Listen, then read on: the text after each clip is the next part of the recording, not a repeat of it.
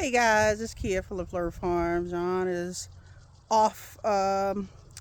He's off the farm getting some things done right now, but wanted to share with you guys what we have going on. I know we probably missed a week of videoing. We've been busy planting strawberries last week, and of course we had some good rain. But today I wanted to show you what we're doing in this collard and cabbage patch.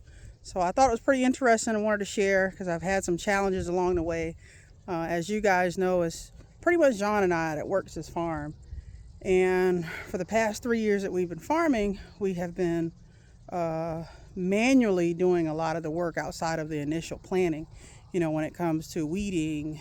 And we've been out here manually. We'll get our small tiller and go through rows and kind of rake or hoe some of our produce as we're going, especially for the winter crops like collard, cabbage, broccoli, and the lettuces, the brassicas, all those things. So we've been doing that for the past few years, and we've been trying to figure out a way to save some time and money because a lot of the equipment is quite expensive. So this year, I was thinking about how do we get in here and cultivate without having to use the manual labor. Most importantly, time. Time has been our most precious commodity here on the farm because, again, it's just the two of us working it most of the times. So what we did this year is I went through with my hiller, my bedder, and we have a few of them. We have one with plastic, one without. So I went through with my bedder and made my rows. As you can see, I put a few rows out for the collard, made my rows, and these rows are roughly somewhere around 20 to 24 inches. I don't have a ruler right now. I don't remember the initial setup, but they're about that far apart. And the past few weeks, so we weren't able to do this before the rain, but we had some stunted growth in this field because of the rain, the dryness, and a lot of rain, and we just had some stunted growth. So my plans was to come in here and hopefully purchase a used cultivator beforehand, but I just really couldn't find one that was decent enough for our tractor. We have roughly a 40 horsepower tractor, so it's been a challenge to find one for a good cost that works alongside our tractor. And we were thinking, and what I ended up doing was I used that same hiller when I made the initial rows. I used that same hiller, and I came back today, and I wish I had a before and after picture, but today, and we extended the reach. We were at 24 inches or so. Now we're more of anywhere from 30 to 36 inches, and I extended my hiller size, and I cultivated the rows. And I'll tell you what, you talking about time savings. We're normally in here for week cultivating, and what we've been able to do. And it took a little time because we went slow and wanted to make sure we weren't covering up the crop. We got a few of them covered here, but it took a little bit of time, but we ended up doing this, and I'll tell you what, it saved. It probably took me somewhere around I don't know, 30 minutes, just because I was taking my time and trying to figure out, making sure I don't roll over the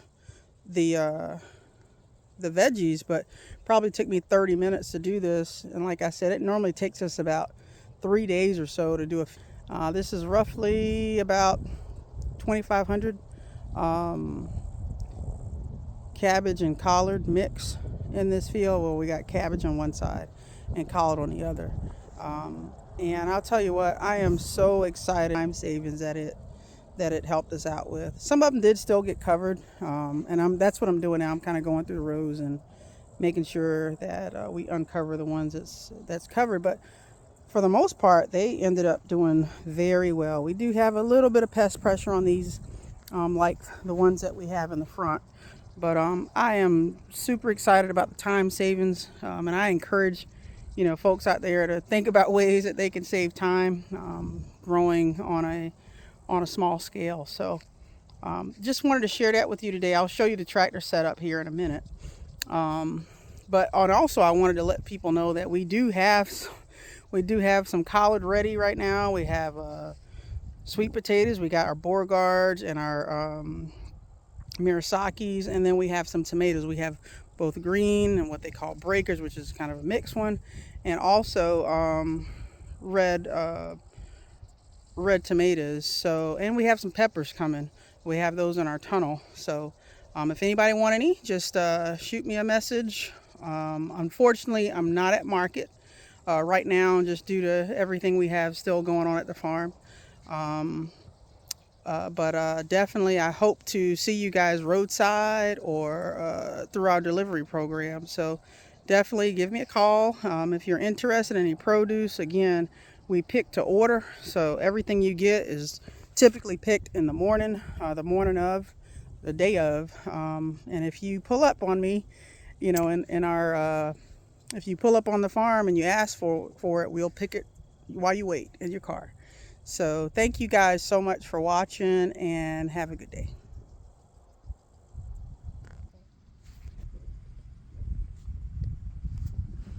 One of our cabbages there. Just gonna show you what we got. Got a rose here.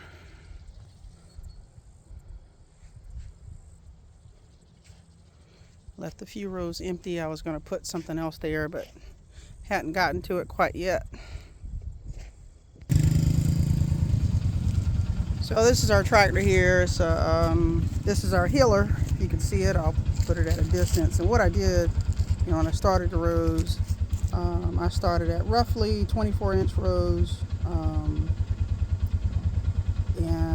What I just did was widen it another 12 inch or so. It's really a little bit less than 12 inches when you look at my markers. As you can see, that's where I started, and that's where I was cultivating today. So we kind of extended it out. I should have probably went out a little bit more. If I did, I wouldn't have covered my plants, but not many were covered. I mean, I can probably count maybe 20 or so that I did cover. So I wanted to share with you, a multi-tool you can kind of use to improvise if you don't have what you to do any cultivation. So thank you, and